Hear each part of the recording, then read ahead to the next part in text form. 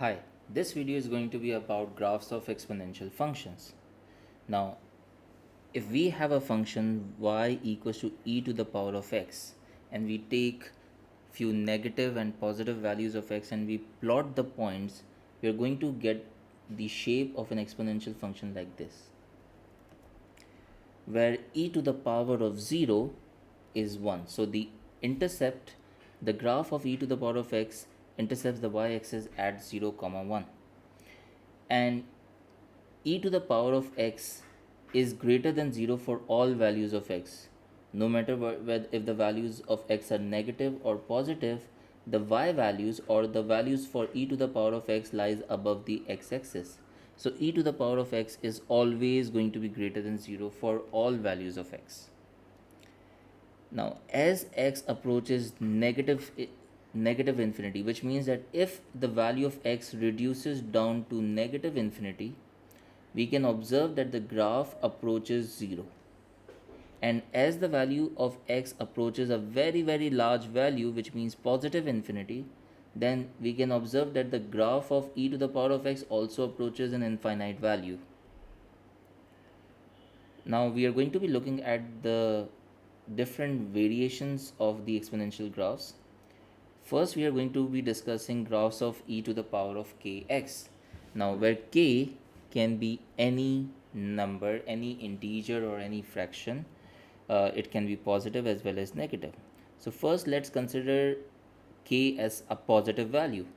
So consider the graph of e to the power of x, which means k value is 1. So that's the basic e to the power of x graph, e to the power of 1x. Now, e to the power of 2x graph will be slightly steeper, as you can see in this graph. E to the power of 3x will be much more steeper.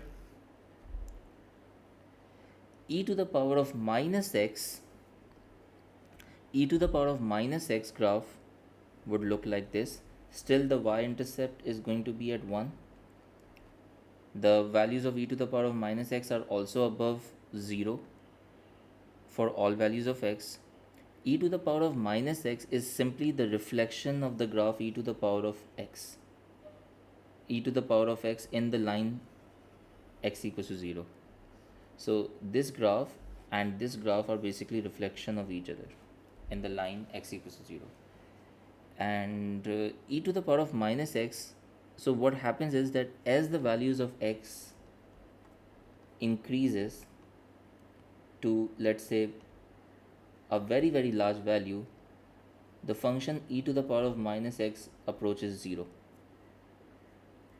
Okay, and as x approaches a very large negative value, the function e to the power of x approaches, e to the power of minus x approaches a positive, a very large positive value.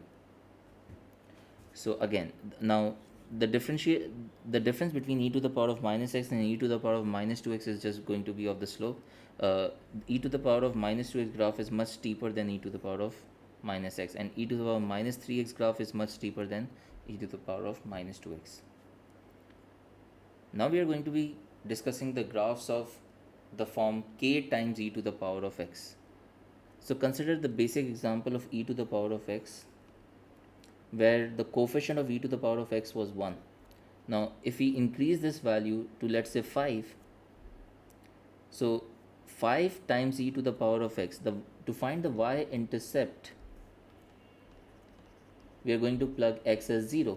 So 5 times e to the power of 0, e to the power of 0 is 1, so the y-intercept comes out to be 0, 5. And the general shape of the graph is going to be the same. It's going to be above the x-axis. For negative values of x, the graph is going to be approaching 0, and for the positive values of x, the graph is going to be approaching a very large positive value. So that's the general shape for 5e to the power of x.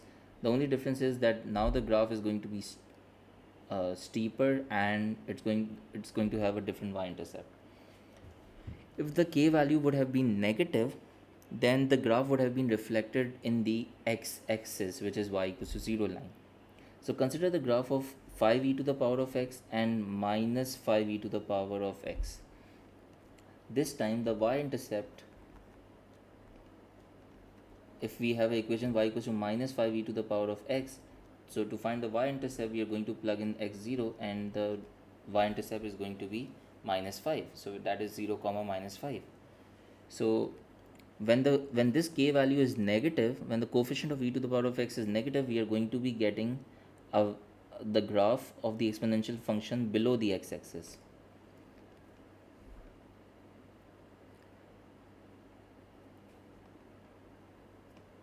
Okay, now let's consider the graph of e to the power of x plus k. Now this plus k is responsible for vertical translation of the graph. It's going to move the graph of e to the power of x k units above or below depending on the value of k. So let's consider the basic graph of e to the power of x. If I write y equals to e to the power of x, that means k value is 0. That means k value is 0. So notice that when k value is 0, the graph approaches 0 over here. So this line of y equals to 0 will serve as a asymptote line. Now when the value of k changes to plus 3, that means that the entire graph is going to translate vertically 3 units above. So if we translate this graph of e to the power of x 3 units above, then this y-intercept that was 0 comma 1 will now be at 0 comma 4. There's going to be a translation of 3 unit above. And the asymptote line that was at y equals to 0 will now be at y equals to 3, which means that as x approaches a very large negative value, then the function e to the power of x plus 3 approaches the value of 3. We can observe this on the graph that the function is getting closer and closer to 3 value.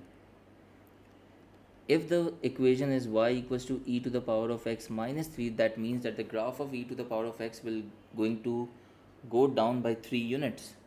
So if the previous line of asymptote, if the previous asymptote was at 0, now it will be at minus 3 and the entire graph is going to be above minus 3 like this. To find the y-intercept, we are going to substitute x as 0. So e to the power of 0 is 1. So y comes out to be y-intercept comes out to be negative 2. So this was the graph of the form e to the power of x plus k. Let's look at an example past paper question. The function p is defined by p of x equals to 3 e to the power of x plus 2 for all real values of x. On the axis below, sketch the graph of y equals to px. So the function is p of x equals to 3 times e to the power of x plus 2.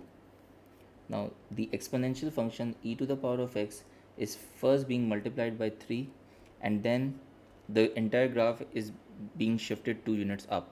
So if you try to recall the simple graph of e to the power of x, that was simply passing through, that was above the x-axis, the asymptote was at 0. For e to the power of x, the asymptote line was at 0. Now when 2 is going to be added, the asymptote line is going to go at 2, which means that this is going to be 2 and the entire graph is going to be above 2.